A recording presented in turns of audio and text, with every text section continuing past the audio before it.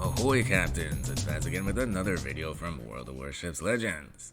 And in today's match we have a let's play for you in the Atago. This is the tier 7 Japanese premium cruiser. And I think this cruiser is from one of the very first campaigns, one that I missed out on, but you can get it in the store at any time you like once you've saved up 750,000 global XP. Anyways, for this match, we are on the map Neighbors in a game of Capture the Base. So full disclaimer here, Vaz is not much of a cruiser player, at least not in this style. This is more of a kiting agility cruiser. That's how you're going to want to get the most of these Japanese cruisers. Now, the Atago is a heavy cruiser, meaning that it does have larger caliber guns. But heavy cruiser doesn't necessarily mean heavily armored. So for that reason, that's why the agility build works pretty well for a ship like this. You want to kite battleships and set them on fire and just try and whittle them down as much as possible. And that's exactly what we're going to do in this match. And it's something that I'm not the greatest at, so if you find yourself yelling at the screen that I'm not doing it the way that you would, sorry about that. But I think overall we put on a decent demonstration of kiting gameplay. And the match ends up as a 1 versus 2 at the end, so you're definitely going to stick around and see how we pull out the victory. So if you aren't familiar with what kiting gameplay is, this is a perfect introductory video for you actually. So what you want to do is you want to keep yourself almost at your max range from a battleship. And you want to be sailing away from them. You want to play with your rudder, you want to play with your speed, and you want to keep setting them on fire. And if you really want to play like a tryhard, you can also count down the time in between their salvos so that you know exactly when they're coming. And also, just keep an eye on when their shots are incoming. If your rudder is good enough, you don't really need to count the time between their salvos. You can just look and see when they're coming, and as soon as you see them incoming, just wiggle your rudder in the opposite direction, and you should be able to dodge them pretty easily, like we've been dodging these Nelson shells. Now, the other key to an agility build is going to be the skill Ingenious. Usually the agility commanders will have Ingenious in the first row, and if you choose that skill, the little eyeball icon in the sort of upper right portion of the screen there will show a little indicator next to it showing the number of ships that are targeting you currently. So when you see that no ships are targeting you, that means you can do something a little more risky, like to reposition your ship like we're doing now. Now, you saw that the Nelson lost interest in us. You got frustrated not being able to hit us, and that's perfect. That's exactly what you want. You want to frustrate the enemy. When that happens, you know that you're doing your job.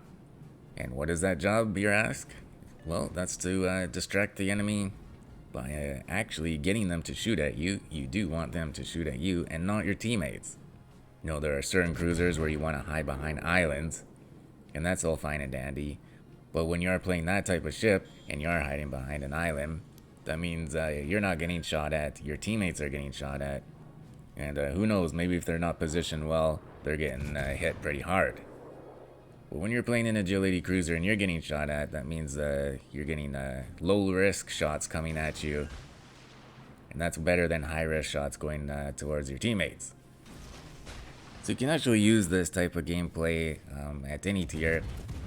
In fact, when you're first starting to play this game, I feel like kiting is the definitely recommended strategy when you're first starting to play cruisers. And I mean, if you ever get down to a 1v1 situation and you're up against a battleship and a cruiser, then yeah, kiting is going to be the only way that you're going to hope to win an engagement like that, unless you're going to surprise him from behind an island or do some sort of YOLO run and hope that he doesn't delete your ass. So yeah, in summary, learning how to kite in a cruiser is a great skill to learn early on. And heck, you can use this type of strategy in any ship, except a carrier, because carriers are stupid.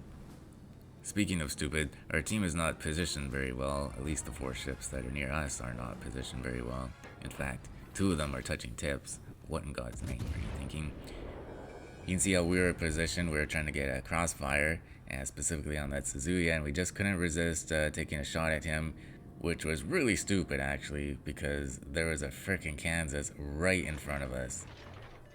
And now is the first part in the match where you can yell at the screen and go, Vaz, what the hell were you thinking? We are about to get deleted. So we hit the brakes, try and stay skinny, try and keep our distance, hope that his dispersion will be worse the further away we are from him. And obviously, don't give him a nice juicy broadside. So what do you do when you are in this situation? Well, we hit the brakes, we wait for him to fire before we make our move. We make sure that he's going to fire all of his turrets. It looks like he just fired the front ones. But actually he's turning his attention away from us. He's looking at someone else, probably someone who's a little bit of a juicier target. So that means we can get the F out of here. Not before we launch some torps, though. Unfortunately, those torps are not going to do anything, but they did look pretty decent at first. But, whew, we can wipe the sweat off of our foreheads. We dodged a bullet on that one. Now, the Nelson that we've been whittling down, he's ready to be put out of his misery, so we'd like to help do that. In the meantime, we're using that island to shield ourselves from the Kansas. And if possible, that's what you want to do when you're kiting away from battleships. You just want to have to worry about one at a time. You don't want 3 or 4 of them shooting at you all at once. Those islands are there anyways. You might as well use them to your advantage. So here we are about to take some shots on the Nelson here. We really need to get him off the board. We're down in ships right now. And hey-oh, we got our fire. Nice. Sadly though, he puts it out. And that's going to end up costing us a chance at the Kraken. Oh well, too bad. Can't get all the glory. Him damage gunning our fire, though, is going to be his downfall, as one of our teammates is going to catch him on fire. I think it's the Weimar, which is at tier 6 in this match, because this match was from about a year ago, before the Weimar got swapped up to tier 7. And so now we're just going to engage the North Carolina and the Kansas. Kansas is hiding behind the island, which is kind of interesting. Not really the best use of a Kansas. Definitely want to be out there using all them guns, not hiding behind an island. It helps us though, because we were able to take shots at him now undetected. And oop, rookie mistake there. We accidentally ran into the map border, but no biggie, we get turned around right quick. Now we did get the North Carolina on fire earlier, and he damage con that single fire, and the Kansas also damage conned our single fire. So I don't know what these guys are thinking. They don't realize that I can start fires on them as easily as I can. That's the one benefit to these Japanese cruisers, is they get good penetration on their HE, and it is able to allow them to get lots of fires. I think they do also have a high fire chance too. Not really sure off the top of my head, but pretty sure that's true. So yeah, there we go. We get the North Carolina on fire again, and I think that one's going to stick for a bit. We also have torps going in on him, which I think are looking pretty nice. But yeah, things are looking a little bit dicey for us now. We have 2 American battleships with high accuracy in open water, and we have nowhere to really hide. So we're going to put our kiting to full effect here. We get 2 fires on the Kansas, and those are going to stick, I think. And right as we get another fire in the Carolina, which I think he's able to damage gun. I'm in trouble keeping up here. We got slapped by the Kansas. Damn, he's got a lot of guns, so you gotta watch out for them things. And that's what I'm talking about. Now we have 2 ships to keep track of here. It's gonna be a little bit tricky. And so we definitely can't stand still. We need to keep moving back and forth, back and forth. Unfortunately, our torps missed. We could have really used those against the North Carolina. But it looks like both ships have used their damage cons now. So if we are able to get fires on them, they're going to stick. And we're going to be able to get rid of them, hopefully. And of course, the key here is just to not panic. Stick to our strategy. We still have lots of health left. Even though our team's not doing so hot, there's no need to take any risks. Now what we're gonna do is we're gonna focus this North Carolina. Considering his health, and considering that he's also the closest ship to us, it makes sense just to try and finish him off. And so that way we can just take on the Kansas 1v1. You'll see that we keep checking our torpedo indicator just to see which way the North Carolina is turning. Just to make sure we keep an eye on his back turret. Because we also want to keep our front turrets in the fight, keeping our DPM as high as possible. And with one final fire in the North Carolina, we hold our shots, because we know that fire is going to burn them out. And there you go, our first kill of the match. We're up over 100,000 in damage here, all these fires that we've been setting, plus the raw damage from our good penetrating HE shells. It's gotten us really up there. So now we are 1 versus the Kansas. And we do a bit of a risky turn there in between his salvos, and we're going to go right for him. We're going to press our attack. We kind of need to, because our team is not doing so hot. We just got 1 lone destroyer left, and as a teammate, and they have 3 ships total. We just set a fire in the Kansas, and I think we have 1 or 2 fires going on him. It's not going to be long now. Couple more shots out here. And oh crap, we just lost our destroyer. It's all down to us. But we bring our team back a little bit by finally finishing off the Kansas. We also got the Arsonist medal for that one. Poor guy, burnt him to a crisp.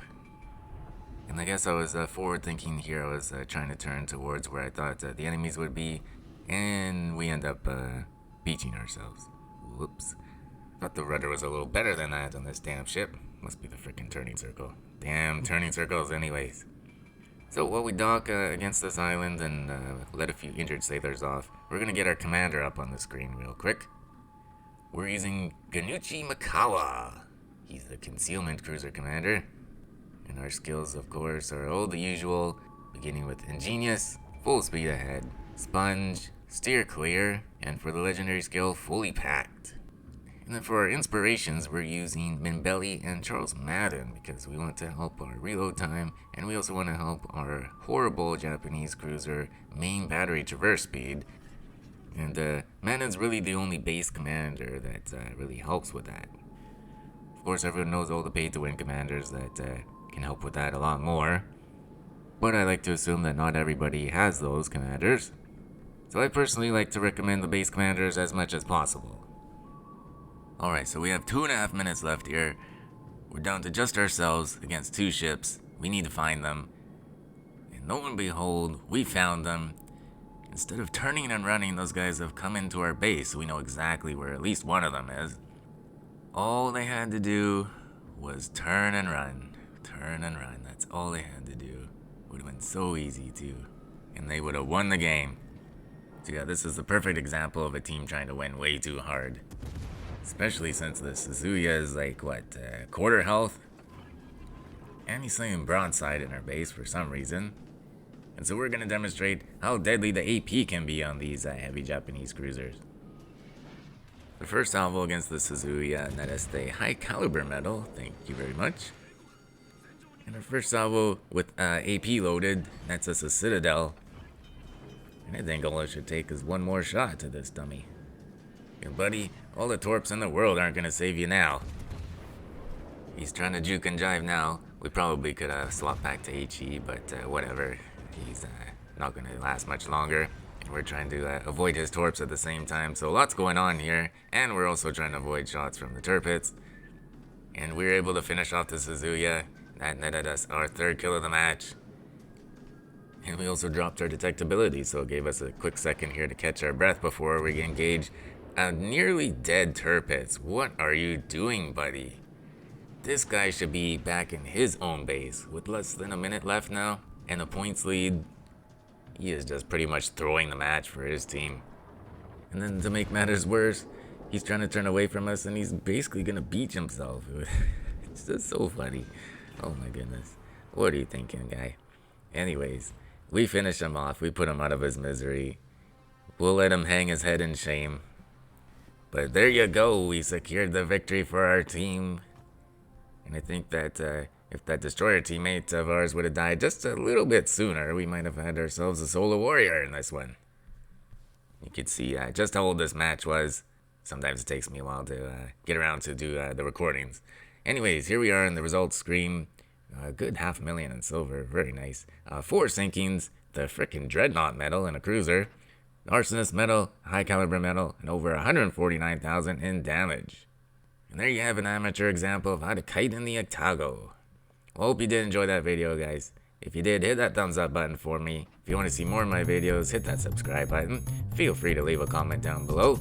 And as always, take care of yourselves and do what makes you happy.